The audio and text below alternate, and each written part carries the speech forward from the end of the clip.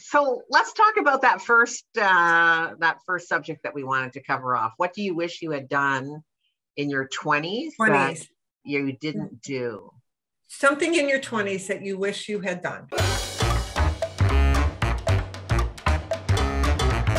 I think I had lots of things I should have done in my 20s, because now I look up and see that that really does set you up for the rest of your life. I wish I managed my money properly in my 20s so that I didn't even have to look at it again. And I tell my kids that all the time, and they just give me that, yeah. You know, you think that you're, it's never, you know, you're never going to get to our age. So it's always, I'll do it tomorrow type thing. So for me, I wish I had really paid attention to certain things that now I look at as life skills. Like, you should know how to manage and invest your money. Like, to me, I really wish I had done that way back when. And I wish about my health. I wish I was really much more conscious of my health, of setting up a better, I've got a really good foundation health-wise for where I'm at now in my, like, age-wise. But I think, especially with the technology and the information out nowadays, like, to set yourself up so you're leaving healthy. And I don't mean that has to be crazy healthy. It just means that you're paying attention to what you're putting in your body and all that stuff. Yeah, good. That's good. Yeah, those are good. I think I'm on the same page on the money. Money was not a good thing for me. And I can see the effects of it trickle down into my children. So in my 20s. So yes, I think money and investment is huge. For myself, when I looked at this and thought hard, I wish I had more faith in myself and I followed my gut instinct. I really do. I really, it's so funny you asked this question after I just did the podcast, so some of it comes up in that, but I think being a child of divorce in the 60s, kind of like I lost my place in life a little bit. Even though I had loving parents and a loving father, a parent's stepfather and a mother and a loving father, you still are disconnected because you're like not really in either family, because it's not as joint as it is these days, you know? So I think I was always trying to fit in somewheres, and that projected throughout my life. And I think if I did that, I might have, and follow my gut instinct, like believe in myself and follow that gut instinct. And I, you know what I mean? Like that gut belly, like saying, your intuition. Yeah, my intuition. There could have been some changes within my path. But with that said, I don't wish I changed anything in my life, because my children, my stepchildren, my grandchildren, and who I am right now would not be in my life. So even though I say that, I wish that to tell people within their 20s now to follow your intuition and to believe in yourself and really be who you wish to be and really understand who you want to be. Not a trend. You can't go against a trend, but if you wish to be in a trend, understand why you want to be in that trend. And I still believe in my path because it made me who I am right now.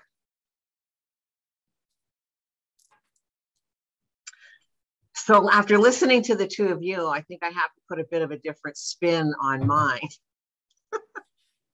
Because when I read that, I was like, okay, what do I wish I'd done in my 20s? Well, skydiving was one of those things. Awesome. I did it. Awesome. Like, seriously, I had the chance to go skydiving. I actually even took like this little mini course at my local college. But then the plane fell apart and I was like, oh, I don't think I really ever want to do this again. No. Yeah.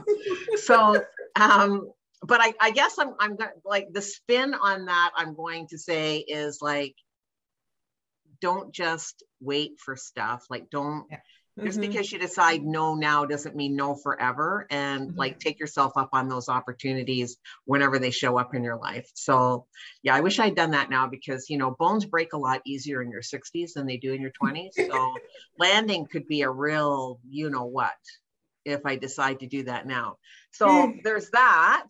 And my other thing that I thought of was, I really wish I'd appreciated my body way more in my 20s.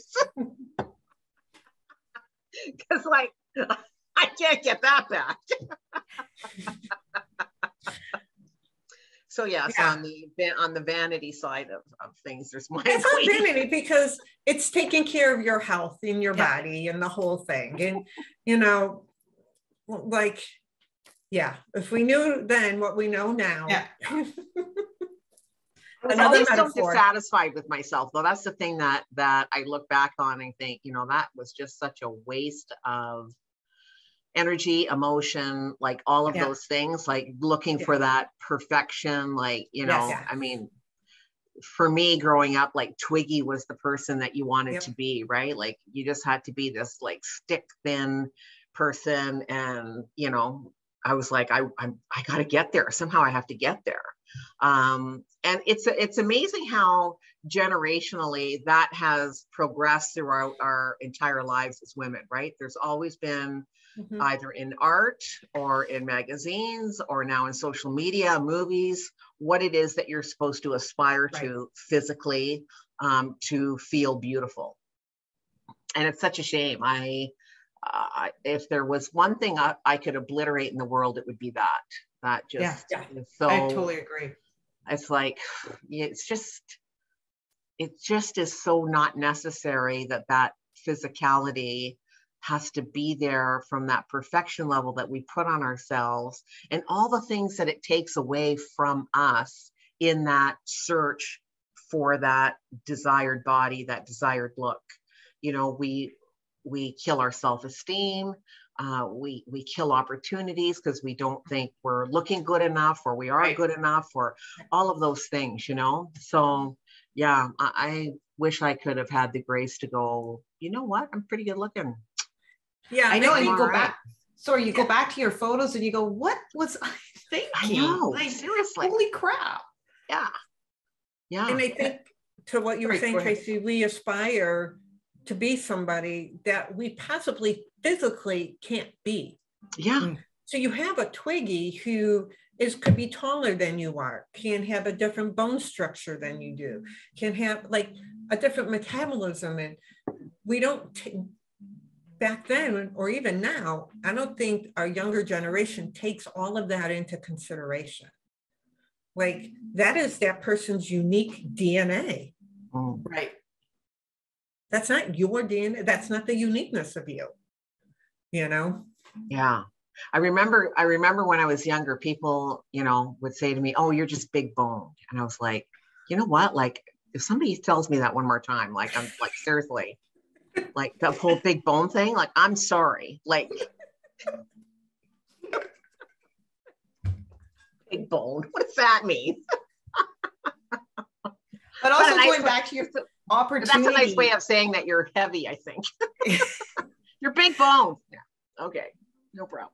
But going back to your opportunity, I think that's a really good point, is that you always think it's going to come again, or that it's something now, oh, I'll do it in a year, 3 years, 5 years, whatever. And that's a really, really good one too. I think that's really powerful, is that when an opportunity comes up, you know, there's a reason. Yep. Yeah. Maybe take it.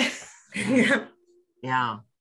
Cause it's hard. We always think that life is eternal, right? Like we think, oh, there's so much ahead of us, right? And we obviously don't know that. We never know when the train's going to stop for us, but it really is important to take those opportunities, like you said, when they come. Because I mean, all the people who die that are lying on their deathbed, they don't say, oh, I wish I'd spent more time at the office, or I wish I'd done that proposal better, or any of that stuff. It's like all the things they never did. Like, I wish I'd gone skydiving. I wish I had done this, or I had done that, or taken up, traveled more, or whatever that looks like. Right. And it's like, sometimes it's good to even just project to that point and go, what would you say if you were on your deathbed? What would that look like for you to reflect back on your life and go, what do I wish I had more of, or I had done more of? Yeah. And then go do it while you're still able to do it. Right. I know that's kind regardless of how you look, regardless if you're heavy boned. Yeah, big boned girls. Oh, big bone. See, I kept them wrong.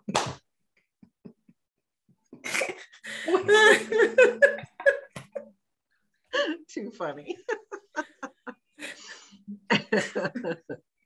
Yes. Anyways, the point being, get out there and do it regardless of what your physicality is. Just get out there, because no one's going to judge that. They're going to judge the fact that you did or did not do that. They'll be like, wow, you did that. That's amazing. Yeah. Like you with the whole, riding the rails, for crying out loud, at some ski place. Like, my word, woman, that is amazing. Like, totally amazing. I read that and I was like, get out of town. Yeah. That is like, that takes some chutzpah, girl.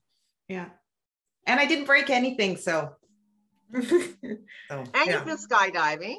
What other phenomenal things? But skydiving was in my 20s. That doing boarding, and again, I couldn't ski. I lived by 3 mountains and resort an hour and a half away, and I couldn't ski out my whole life. And in my 40s, mid 40s, take up snowboarding, because we as a family we like to do this outdoorsy stuff, and flick of the switch, it worked. Yeah. And then Michele, in my 50s, I went and did park. I went and rode the rails, and I don't think I'll do that again, though. It's kind of scary. That's okay. You've checked it off. I'm sorry, my teeth, breaking my teeth.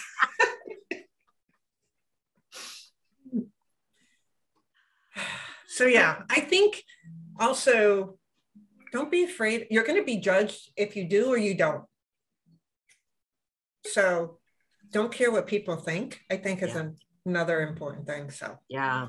If we could have done that in our 20s, certainly for me, not care about what other people think, like really not care. Right. I mean, you care to a certain extent, right? Because you obviously want to be liked, you want to be, respected, and you want people to think that, you do good and all of those things. But really, all of that has to come from within anyways. And if we're not going to please everybody. Not everybody's going to like us.